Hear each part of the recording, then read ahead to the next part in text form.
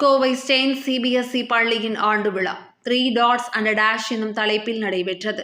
இதில் 1953ஆம் ஆண்டு படித்த முன்னாள் மாணவராகிய ஓய்வு பெற்ற லெப்டினன்ட் ஜெனரல் சிறப்பு விருந்தினராக பங்கேற்பு.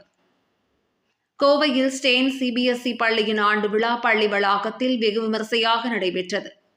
கோவையில் 100 ஆண்டுகளை கடந்த பள்ளியாக அவிநாசி சாலையில் உள்ள செயின்ட்ஸ் பள்ளி செயல்பட்டு வருகின்றது.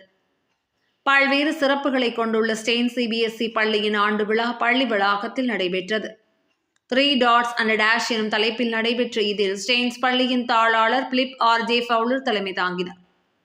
முன்னதாக விழாவில் பள்ளியின் முதல்வர் ஐலின் ஜெத்ரோ விழாவிற்கு வந்த அனைவரையும் வரவேற்று பேசினார்.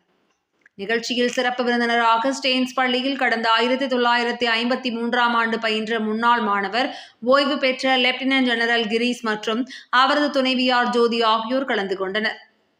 நிகழ்ச்சியில் பேசிய ஓய்வு பெற்ற லெப்டினன்ட் ஜெனரல் கிரீஸ் இந்த பள்ளியில் பயின்ற முன்னாள் மாணவர் என்பதில் தாம் பெருமிதம் கொள்வதாக கூறிய அவர், கடந்த 1953ஆம் ஆண்டு முதல் 1961ஆம் ஆண்டு வரை தாம் பள்ளியில் பயின்றதை நினைவு கூர்ந்தார்.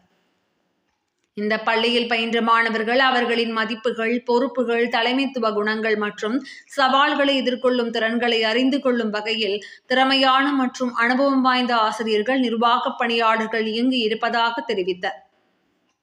மாணவர்கள் கல்வி பயிலும் போது தாங்கள் பெற்ற திறமைகளை சிறந்த முறையில் பயன்படுத்தி நமது நாட்டின் வளர்ச்சியில் பங்கு பெற வேண்டும் என வேண்டுகோள் விடுத்தார். தொடர்ந்து நடைபெற்ற விழாவில் செயின்ட் சிபிஎஸ்இ பள்ளியில் பயின்று சிறந்த மதிப்பெண்கள் மற்றும் விளையாட்டு, கலை நிகழ்ச்சிகள் உள்ளிட்ட போட்டிகளில் மாணவ மாணவிகளுக்கு சான்றிதழ்கள் மற்றும் பரிசுகள் வழங்கி கௌரவிக்கப்பட்டது.